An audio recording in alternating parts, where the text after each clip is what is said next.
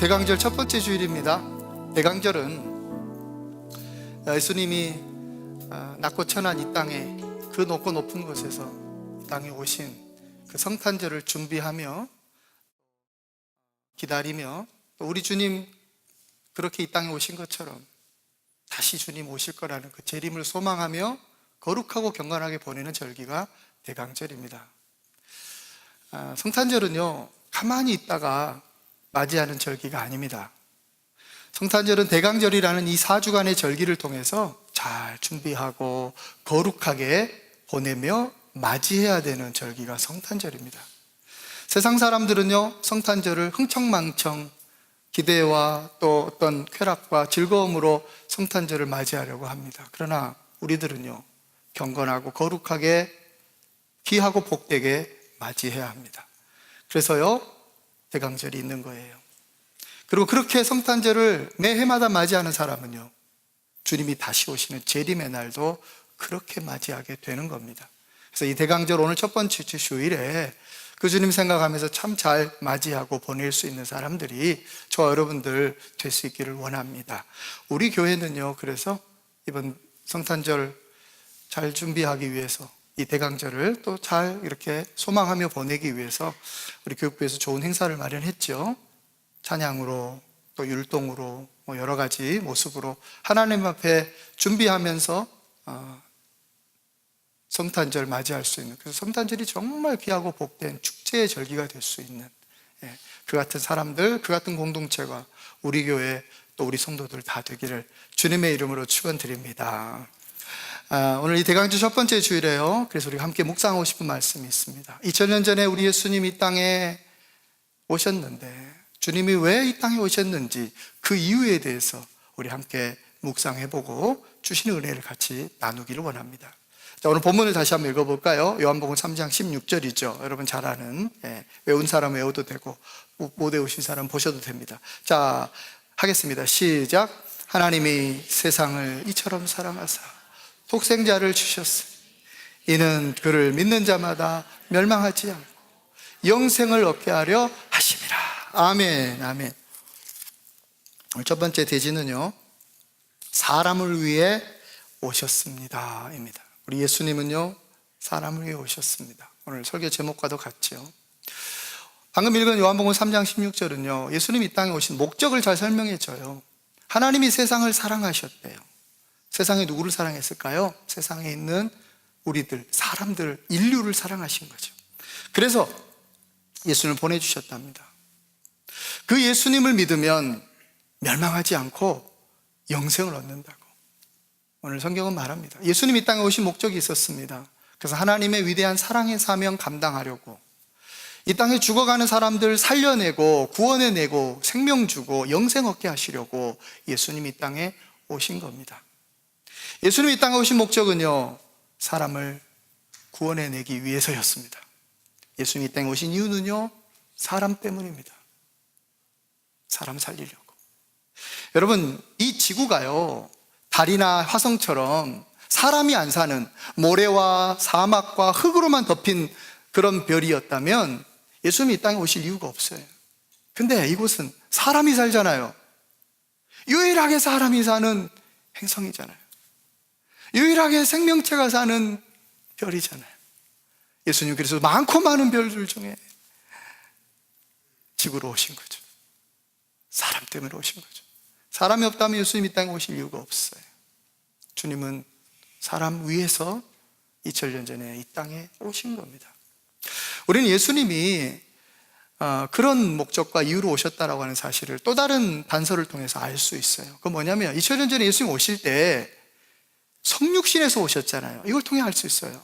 성육신이 뭐예요? 영어로 incarnation이라고 하는데 이 성육신이란 뭐냐면 하나님이신 예수님이 신의 형상으로 온 게 아니라 인간의 모습으로 왔다는 거예요. 이게 인카네이션이에요. 신이요, 신의 모습으로 온 게 아니라 인간의 몸을 입고 인간의 형상으로 온 거예요. 이건요, 사람 위에 왔다, 인간을 위해 왔다라는 것을 보여주는 거예요. 여러분 생각해 보세요. 신이 이 땅에 올 때 신의 모습으로 인간이 한 번도 보지 못했던 그 어마어마하고 휘황찬란하고 그 위험 있고 그 무시무시한 신의 모습으로, 그 신비로운 모습으로 임했다고, 강림했다고 보십시다. 그 어떤 사람이 그 앞에 똑바로 설 사람이 있겠어요? 그 어떤 사람이 두려움에 떨지 않을 수 있겠어요? 넙죽 엎드려서 목숨만 살려달라고, 넙죽 엎드려서 제발 살려달라고, 뭐든지 분부대로 다 하겠다고 아마 그랬을 거예요. 하나님이신 예수님이 신의 모습으로 강림했다면요, 그건 자기 자신을 위해서 오시는 거예요. 그렇지 않겠어요? 근데 우리 예수님 인간의 모습으로 왔잖아요. 인간의 몸으로 왔잖아요. 사람 때문에 그래요. 사람을 위해서. 그것도 아기로 왔어요. 아기로 왔어요. 완벽한 사람으로 왔어요. 하나님이신 예수님이 성육신 하신 것은 자기 자신을 위해서 오신 게 아니라 사람을 위해서 오시려고 사람의 모습으로 이 땅에 오신 겁니다. 최근에 계속 이슈가 되고 있는 영국 왕실의 왕자가 있죠. 해리 왕자. 요즘에 계속 TV나 매체를 통해서 나오고 있습니다. 최근에 약혼을 했고요. 이제 내년 5월달 정도 되면 세기의 결혼식을 한다고 하죠. 그래서 많이 이렇게 들떠 있는데, 영국 국민들은요, 해리 왕자의 선택과 또 그를 굉장히 높이 평가하고 좋게 평가합니다. 사실 그가 지금 선택한 여인은요, 영국 왕실 전통에 벗어난 사람이에요. 예? 혼혈이라고요. 흑인하고 백인하고 섞인. 그리고요, 자기보다 나이가 훨씬 많고요. 또 이혼한 경력이 있어요. 진짜 어떻게 보면, 세상으로 보면, 그 영국 왕실의 전통으로 보면 하자품이라고요. 근데 선택해요. 근데 사람들이 그의 선택을요, 높이 평가합니다. 보수적인 사람들도 높이 평가해요. 어떻게 평가하냐면, 이분은 왕실 전통에서 벗어난 사람이 아니라 왕실 전통을 뛰어넘은 인물이라고 그렇게 평가를 하는 거예요. 그러면서 인종차별과 사회적 편견을 뛰어넘은 정말 위대한 판단을 하신 분이에요. 그렇게 막 칭송하고 높이 평가해요. 왜 그런 줄 아세요? 해리 왕자에 대한 평가가 언제부터 달라졌어요. 원래 해리 왕자에 대한 평가는요, 별로 안 좋았습니다. 어릴 때 악동이었거든요. 형인 윌리엄 왕자는 굉장히 모범생이었지만 이 해리 왕자는 악동이었어요. 그랬던 그가요, 확 바뀐 게 있어요. 사람들에게 인식이 완전히 바뀐 거 있었어요. 뭐냐면 그가 군대에서 군복무를 했기 때문이에요. 10년 동안 나라를 위해서, 국민을 위해서 군복무를 해요, 왕자가. 그러니까 그는 왕자의 신분과 계급으로 군대에 들어가서 뭔가 지위를 누리려고 들어간 게 아니라 평범한 사관학교를 나오고요, 일개 군인으로 들어가서 각종 전투와 위험한 임무를 성실하게 수행해내요. 10년 동안. 그는 왕자의 신분으로 자신을 위해서 군대에 들어간 게 아니라 일개 군인의 신분으로 국민을 위해서 그렇게 복무하고 임무를 수행했던 거예요. 그래서 국민들이 너무너무 좋아하는 거죠. 그에 대한 평가가 달라진 거죠. 사랑하는 여러분, 예수님이 이 땅에 오실 때 자신을 위하여 오신 것이 아니에요. 사람을 위하여 이 땅에 오셨어요. 예수님은 그래서 그 하늘의 특권과 계급 다 내려놓고 낮고 천한 사람을, 그것도 애기로, 갓난 애기로, 아무 힘도 없는 그 어린아이로 이 땅에 오셨어요. 자기 자신을 위해서라면 그렇게 못하죠. 우리를 위해서, 사람을 위해서. 그리고 예수님은요, 십자가에 못 박혀 피 흘려 죽으심으로, 그리고 부활하시고 승천하심으로 하나님이 맡기신 그 인류 구원의 사명 완수하셨어요. 이것이 복음이에요. 이 복음을 믿습니까, 여러분? 이것이 복음임을 믿습니까, 여러분? 하나님이신 예수님이 자기를 위해서가 아니라 오직 우리를 위해서, 사람을 위해서 그렇게 오셨고 죽으시고 부활하사 우리 모두를 구원해 내셨다라고 하는 사실입니다. 여러분, 예수님이 그 귀한 사명 감당하시고 승천하시고 나서 이 땅에 남기신 것이 있어요. 예수님 뭘 남겼을까요? 사람 위에 오신 예수님은 사람을 남기셨답니다. 예수님은요, 이 땅에 건물을 남기고 재산을 남기고 유산을 남긴 게 아니고요, 예수님은요, 사람 남겼어요. 그의 사랑하는 제자들, 그들을 남겼습니다. 예수님의 생애를 어느 학자는 이렇게 얘기합니다. 예수님은 사람 위에 오셨고 사람에게 집중하고 사람을 남기셨다. 잘 생각해 보세요. 예수님은요, 하나님의 위대한 사명, 인류 구원의 그 사랑의 사명 감당하시기 위하여 이 땅에 오셨어요. 사람 위에 오셨어요. 그리고 사람에게 집중했어요. 돈이나 명예나 무슨 권세나 이런 거 집중하지 않고 사람에게 집중했어요. 그리고 사람 남겼어요. 예수님은 어떤 재산을 남겼습니까? 예수님 어떤 건물을 남겼습니까? 예수님 아무것도 안 남기셨어요. 예수님의 생애를 한마디로 말하면 사람을 위해서 오셨고 사람에게 집중하셨고 사람 남기고 가신 거죠. 근데 여러분, 이 땅의 많은 사람들을 보세요. 그들의 생애를 보세요. 이 땅의 많은 사람의 생애는요, 돈을 위해 살아요. 쾌락에 집중해요. 그리고 알량한 명예 남기려고 호기롭게도 정의의 칼을 막 휘둘러요. 그래서 돈을 위해서요, 사람의 목숨도 뺏어가고 사람도 막 해하고 막 그래요. 쾌락을 위해서요, 사람을 도구 삼아요. 사랑을 이용해 먹어요. 그리고 명예를 위해서 정의의 이름으로 사람들을 판단하고 정죄하고 감옥에 가둬요. 그러나 예수님은요, 우리 예수님은 사람을 해하고 사람을 죽이신 게 아니라 사람을 살리고 사람을 구원하셨어요. 우리 예수님은 사람을 이용해 먹고 사람을 도구 삼지 않고 예수님은 사람을 도와주고 사람을 섬겨주셨어요. 예수님은 사람을 정죄하고 판단하고 감옥 보내신 게 아니라 예수님은 사람을 용서해주고 사랑해주고 희생해 주셨어요.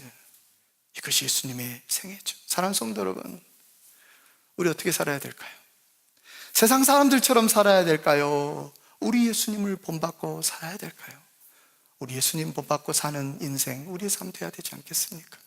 우리도 사람을 위하고 사람에게 집중해주고 그리고 사람을 남기는 삶, 우리의 삶 돼야 할 줄로 믿습니다. 동의하십니까, 여러분? 그렇다면 어떻게 해야 할까요? 잠언서 11장 30절 하반절을 보니까요, 저거 한번 읽어주시겠어요? 자, 시작. 지혜로운 자는 사람을 얻느니라. 두 번째 대지입니다. 우리가 사람을 위하려면요, 지혜가 있어야 합니다. 지혜가. 자, 여러분, 사람 위하려면요, 위해줄 사람이 있어야 돼요. 사람을 얻어야, 사람이 있어야 그를 위해주고 그에게 집중하고 또 더 많은 사람들을 남길 거 아니겠습니까? 그런데 오늘 잠언서는 우리에게 뭘 가르쳐 주냐면, 지혜로운 사람이 사람 얻는데요. 지혜로운 사람이 곁에는 사람이 있지만 지혜가 없는 사람 곁에는 사람 없다는 거예요. 사람이 떠난다는 거예요. 그래서 사람을 위하려면 지혜가 있어야 돼요.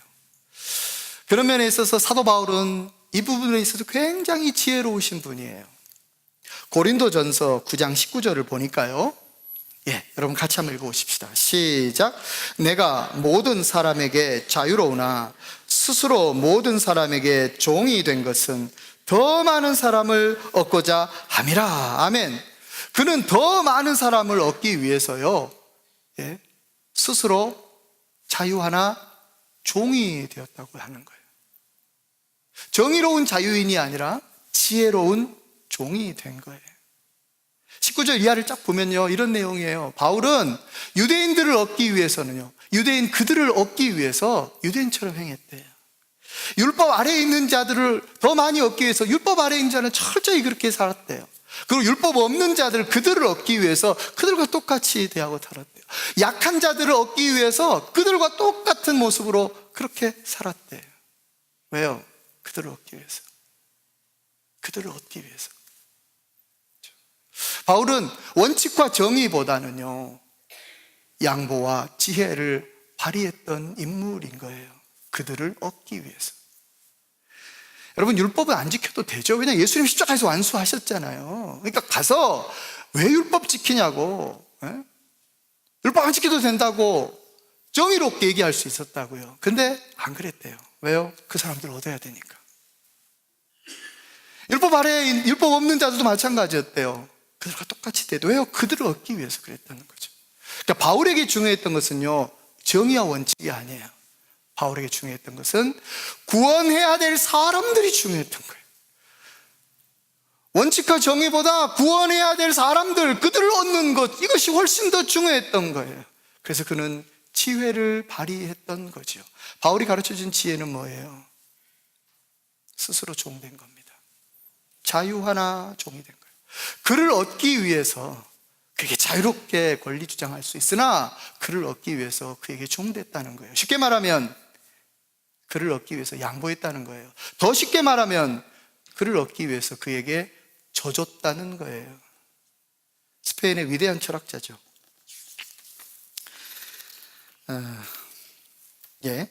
발타자르 그라시안이라는 사람이 있어요. 그는 이런 말을 합니다.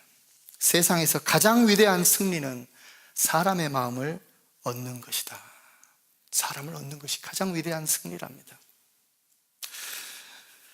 이민교회 여러분 잘 아시다시피 많이 어렵죠. 사람들이 점점 줄어들고 있습니다. 조국교회도요, 점점 줄어들고 있습니다. 조국교회가 줄어드는데 그보다 더 작은 이민교회는 오죽하겠습니까? 그리고 이민교회 점점 고령화되어 가고 있습니다. 우리 교회도 예외가 아닙니다. 우리 교회도요, 젊은 분들은 별로 없죠. 그리고 다 떠났죠. 떠나기도 하고. 그리고 연로하신 우리 어르신들 대부분을 차지하고 있습니다. 그들을 얻기 위해서 바울이 가르쳐준 지혜가 필요합니다. 더 많은 이 지역에 있는 어르신들을 얻기 위해서 우리는 그 지혜를 발휘할 필요가 있습니다. 진짜 승리는 싸워서 이기는 게 아니라 사람의 마음을 얻고 사람을 얻는 겁니다. 바울은 원칙과 정의보다 구원받아야 될 사람들, 그들이 훨씬 더 소중했습니다. 그를 얻기 위해서 그를 양보하고 져주고 참아주고 품어주고 그들에게 복음을 전했던 바울의 지혜를 우리는 배워야 합니다. 우리 교회 이 같은 지혜로운 교회이기를 원합니다. 그래서 많은 사람들을 살려내는, 많은 사람들을 얻어내는, 사람에게 집중하고 사람을 위하는 공동체, 우리 교회 우리 성도들 다 되어지기를 간절히 축원합니다. 마지막 세 번째는요, 마가복음 8장 36절 말씀 보도록 하겠습니다. 자, 여러분 읽어주세요. 시작. 자기 목숨을 잃으면 무엇이 유익하리요? 세 번째 대지입니다. 사람을 가장 소중히 여겨야 합니다. 방금 읽은 본문은 우리 예수님 하신 말씀이죠. 사람이 천하보다 귀하다라는 것을 알려주시는 근거가 되는 말씀이죠. 온 천하를 보다도 사람이, 그 생명이 훨씬 더 소중한 그 가치를 알려주고 있는 거죠.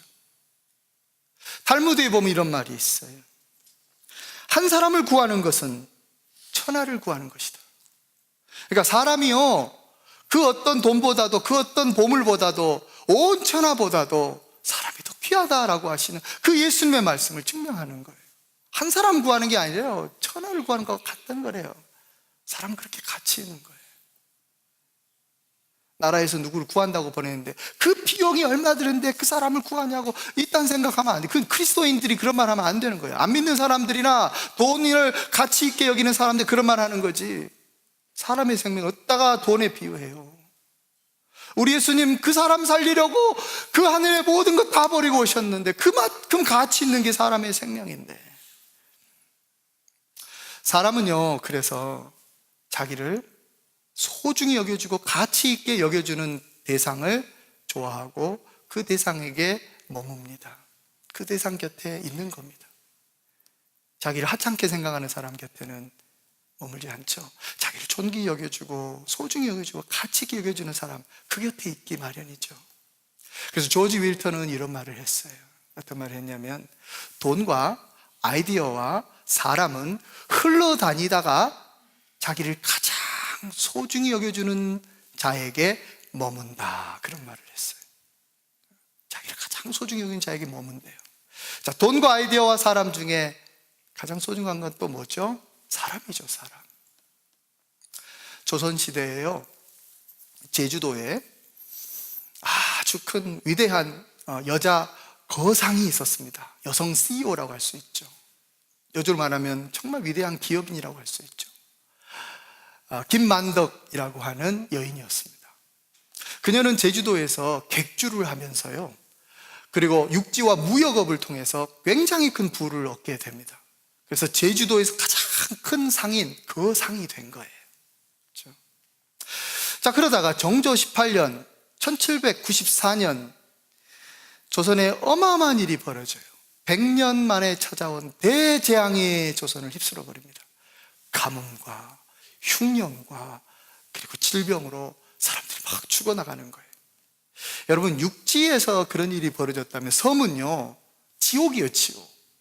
육지는 어떻게 탈출구라도 있고, 그리고 땅이 넓고, 뭐 그러니까 이렇게 뭔가 이렇게 살아갈 수 있는 그 방법이 되지만, 이 섬은요, 닫혀 있는 곳이기 때문에 이렇게 대재앙 속에 있으면요, 큰일 나는 거예요. 사람들이 막 죽어가는 거예요. 육지는 그래도 평야라도 있고, 아무리 흙년위에도 먹을 쌀이라도 있지만 섬은요, 없는 거죠. 육지에서 공급해 주지 않으면. 제주도가 무슨 얼마나 큰 땅, 뭐 논이 있습니까? 사람들이 막 굶어 죽어가요. 오죽하면 제주 목사가요, 제주 도지사서 지금으로 말하면 제주 목사가 우리 제주도민 다 죽은다고 상소를 보냈어요, 임금님한테. 제발 좀 긍휼미 좀 보내달라고.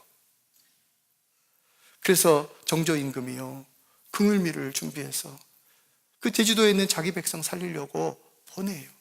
그런데 이게 웬 말입니까? 태풍이 불어. 배가 다 빠지고 그 쌀가마니들이 다 물에 잠겨버립니다. 제주도 사람들 영락없이 죽게 생겼어요. 3분의 1이 이미 죽어서 시체가 산더미처럼 쌓였는데 긍휼미마저 풍랑에 빠져버렸기 때문에 이제 제주도민이 다 죽게 생긴 거예요. 바로 그때 거상 김만덕은 결단을 내립니다. 자기 전 재산을 다 털어요. 자기가 벌었던 돈, 전답, 모든 거 다 털어가지고요, 돈을 마련해가지고 배를 사요. 그리고 섬에 가서 금보다 더 비싼 쌀을 사와요. 섬에 육지에 들어가서 금보다 더 비싼 쌀을 사와요. 그 돈 다 털어서 쌀 다 사와요. 그리고 주변의 사람들 먹이고, 섬 사람들 다 먹이고, 그리고 관가에다가 다 기증해요. 그래서 죽어가는 사람 살려주라고. 제주 목사가요, 감동받는 거예요. 제주도민 다 죽을 줄 알았는데 김만덕 때문에 살았다고. 너무 감동해서 임금님한테 편지를 보냈어요. 이렇게 위대한 위인이 있다고. 임금님이 편지를 보고 감동하시고, 내 백성을 구원해냈구나. 이 아녀자가 내 백성 구원해냈다고. 내가 이 여자에 상 줘야 되겠다고. 어서 조정으로 불러라 그랬더니 간신배들이 어디나 간신은 있어. 간신이 아니되옵니다 전하 이러면서, 어떻게 그 쌍것을 이 궁궐로 오게 한단 말입니까? 이것은 법도에 어긋납니다. 통촉하여 주시옵소서. 이런 식으로. 그러니까 전하가요, 임금님이요, 승질나가지고, 그래? 상놈은 그러면 이게 못 온다 그러지. 그래, 내가 그녀에게 벼슬을 주마 해버려요. 그러니까 오게 해야겠네 하는 거죠. 김만덕이요, 벼슬을 얻어가지고 와요. 임금님이 김만덕 보면서 너무너무 고마워가지고, 네가 네 전재산을 다 잃고 내 백성을 구했구나. 너무 기특하도다. 내가 너에게 큰 상을 주마. 그러자 김만덕은요, 이렇게 얘기해요. 아래 어깨 항송하오나 전하, 저는 잃은 게 없습니다. 아니 무슨 말이냐, 네가 전재산 다 잃었지 않았냐? 네가 왜 잃은 게 없다 그러냐? 그러자 그녀가 이렇게 말합니다. 전하, 저는 상인 아닙니까? 상인의 미천은 돈이 아니고 사람이랍니다. 내가 돈은 잃었지 사람을 잃지 않았지 않습니까? 제주도민을 다 제가 얻었지 않았습니까? 제가 미천을 잃어버리지 않은데 제가 뭘 잃었다는 겁니까? 저는 잃어버리지 않았습니다.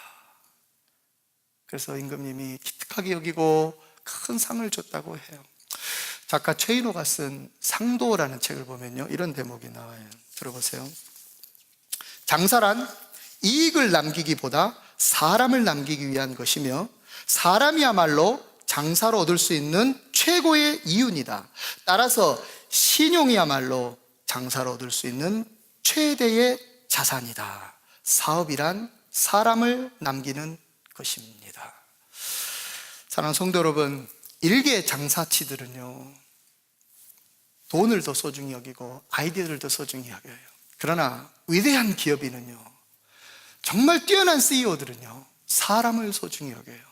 사람이 그것들보다 훨씬 더 가치 있다는 것을 알아요. 사람을 소중히 여기면 사람이 모여요. 그 사람 안에 돈도 있고 그 사람 안에 아이디어도 있지 않겠어요? 위대한 사람들, 사람의 가치를 잘 알고 판단하고 소중히 여겼던 사람들이에요. 그래서 우리는 사람을 소중히 여겨야 돼요. 가장 소중한 존재이고 가장 가치 있기 때문에 그래요. 우리가 사람을 소중히 여겨야 되는 정말 중요한 이유가 하나 있어요. 이것 전달하고 말씀 마칠게요. 왜 우리가 사람을 소중히 여겨야 되냐면요, 하나님은 사람을 통해 일하시기 때문에 그래요.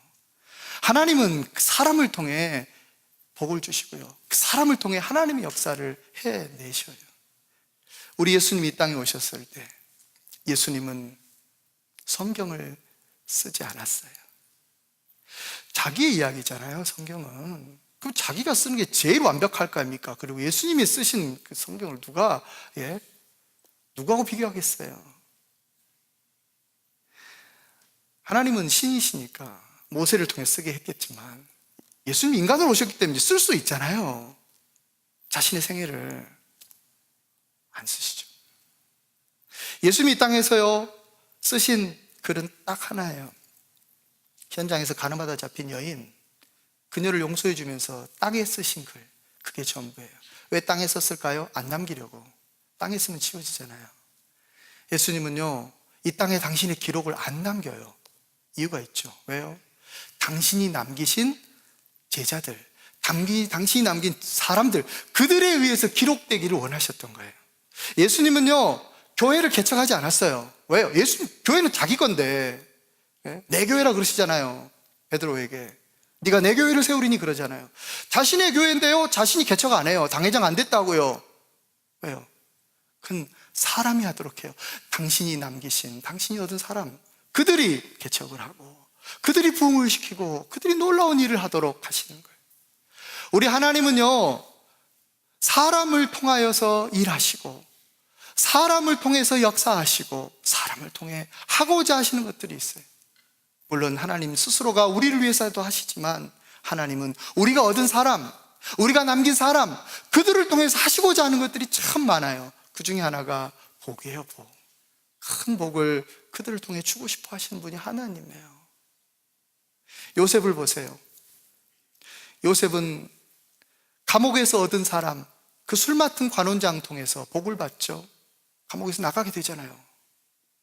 요셉은요, 그 애굽 궁궐에서 얻은 사람, 바로 왕을 통해서 그는 애굽의 총리 대신 국무총리가 되는 복을 받아요. 느헤미야를 보세요. 느헤미야는요, 포로 생활 가운데서 그때 얻은 사람, 아닥사스다 왕을 통해서 그는 예루살렘 성벽을 재건하는 위대한 하나님의 역사를 하게 되는 주인공이 돼요. 그리고 그 성벽에 필요한 모든 공급품들을 누구에게 받냐면 아닥사스다 왕을 통해서 공급받아요. 우리 하나님 그렇게 일하시는 분이에요. 하나님은 우리가 얻은 사람을 통해서, 우리가 남긴 사람을 통해서, 우리가 위해 주는 사람을 통해서 역사하시고 축복하시고 복을 주시고 원하시는 분이 하나님이에요. 그래서 우리는 우리 주변의 사람들 소중히 여겨야 돼요. 우리 주변의 사람들 참 귀하게 여겨줘야 돼요. 하나님은 그들을 통해 역사하시기 때문에 그래요. 제가 15년 전에 유럽 신혼여행을 갔어요. 그때 유럽의 많은 교회들을 봤습니다. 너무너무 웅장하고 너무너무 멋진 건물들이더라고요. 거기서 저는 많은 생각들을 했어요. 그 중에 생각한 것 중 하나가 있습니다. 그건 뭐냐면, 유럽의 교회들이 이렇게 웅장한 건물을 남겼는데 사람은 안 남겼구나. 왜냐하면 성도들이 없더라고요. 사람들이 없더라고요. 어마어마한 건물은 남겼는데 사람을 안 남긴 거예요. 그들은 뭔가 지혜롭지 못한 거죠. 지혜로운 자는 사람을 얻는다고 했는데, 사랑하는 성도 여러분, 우리 교회는 건물 없습니다. 재산도 없습니다. 우리 교회는 남길 건물 없습니다. 그러나 우리 교회는 사람을 남기는 교회, 사람을 위하는 교회, 사람에게 집중하는 교회, 우리 예수님 닮은 교회, 사도 바울의 지혜로 충만한 교회, 우리 하나님 그래서 복을 주시고 축복해 주시고 하나님이 역사하시는 교회, 우리 교회 우리 성도들 다 되어지기를 예수님의 이름으로 축원합니다.